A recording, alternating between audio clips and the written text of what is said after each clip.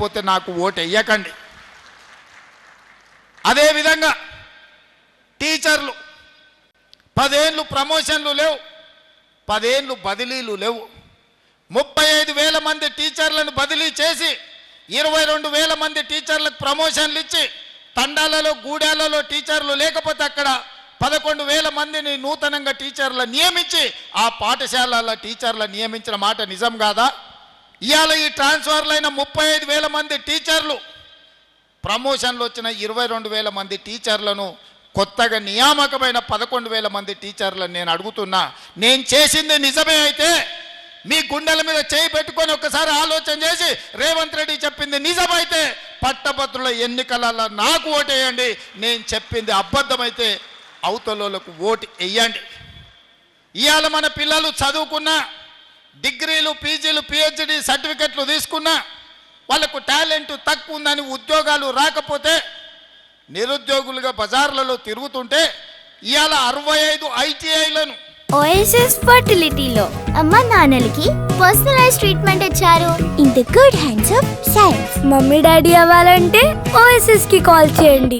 ఐటీఐలలో చేరిన వాళ్ళకు సర్టిఫికెట్ వస్తుంది, కానీ వాళ్ళకు టాలెంట్ లేకపోతే టాటా కంపెనీతోని మాట్లాడి 2,400 కోట్ల రూపాయలలో 2,100 కోట్ల రూపాయలు టాటా కంపెనీ పెట్టి ఈ 65 ఐటీఐలను అప్గ్రేడ్ చేసి అడ్వాన్స్డ్ టెక్నాలజీ సెంటర్లుగా తీర్చిదిద్దియాల మన పిల్లలకు టాలెంట్ పెంచాలి, సాంకేతిక నైపుణ్యం పెంచడానికి ముందుకెళ్తున్నాం.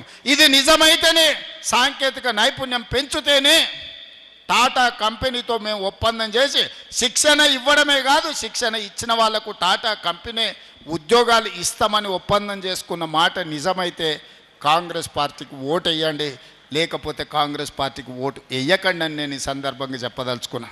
అదేవిధంగా మన పిల్లలలో టాలెంట్ పెంచాలని యంగ్ ఇండియా స్కిల్స్ యూనివర్సిటీని ప్రారంభించి ఈ దేశంలోనే ఎక్కడ లేని విధంగా పబ్లిక్ ప్రైవేట్ పార్ట్నర్షిప్లో యూనివర్సిటీ చైర్పర్సన్గా Mahindra group of companies Anand మహీంద్రాను చైర్మన్గా పెట్టి పెద్ద పెద్ద కార్పొరేట్ కంపెనీల డైరెక్టర్లను బోర్డులో పెట్టి వేలాది మంది తెలంగాణ విద్యార్థులను అందులో చేర్చి వాళ్ళకి శిక్షణ ఇచ్చి వాళ్ళకి ఇవాళ ఉద్యోగాలు ఇవ్వాలి అని మనం ప్రయత్నం చేస్తున్నాం.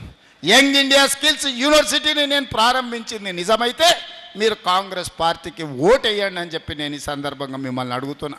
ఇదే కాదు, 140 కోట్ల జనాభా ఉన్న ఈ దేశం ఒలింపిక్స్లో ఒక గోల్డ్ మెడల్ తేలే.